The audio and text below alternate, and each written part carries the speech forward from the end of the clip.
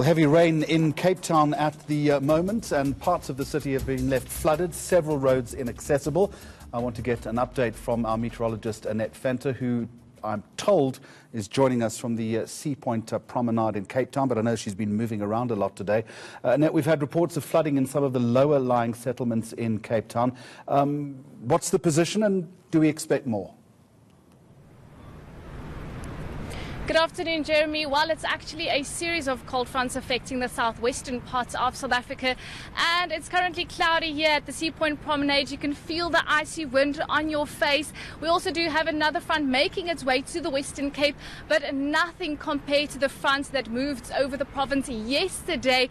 And Jeremy, just to tell you, from a meteorologist's point of view, we actually look at a front on a satellite image, and it makes us happy or excited to see such a defined and strong front that will bring good rainfall to the Western Cape. But earlier today, we actually went to one of the low-lying settlements at the Cape Flats, and it was actually heartbreaking to see the effects of flooding in those areas. And this is mainly due to blocked drains in that area. Auntie Wendy actually took me into her house, and she told me that the water was ankle deep, and outside her house in the road, the water was actually knee deep last night, and it only flew away after the drains were cleared.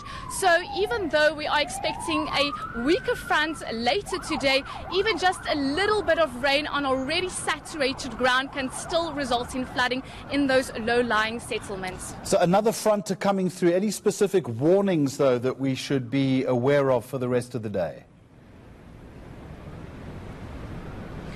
Well, for the rest of today, as you can see behind me, the waves are quite rough here at the Sea Point's Promenade, but that is nothing compared to the wind and waves currently along the southern coastline. The South African Weather Service has issued a warning for swells of more than 6 meters between Cape Agulhas and all the way to East London today, and also a gusting south-southwesterly wind along the southern coastline, already pumping today along that coast and extending to Cannon Rocks later today, and gusting wind today in Port Elizabeth of more than 60 kilometers per hour.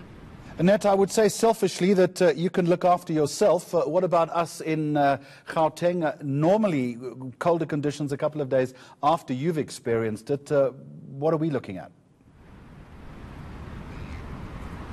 Well, Jeremy, the first front quickly dissipates over the western part of the country, and the second front will bring a little bit of light snow over the mountainous areas of the Western Cape tonight, and likely as well as the Eastern Cape. It will also bring in the cooler conditions into KwaZulu-Natal, but except for freezing overnight temperatures, Gauteng will be not affected by this front, as mostly pleasant afternoons and slightly cooler into the weekend. All right, Annette Venter, thank you. Full weather update for you just before 2 o'clock this afternoon.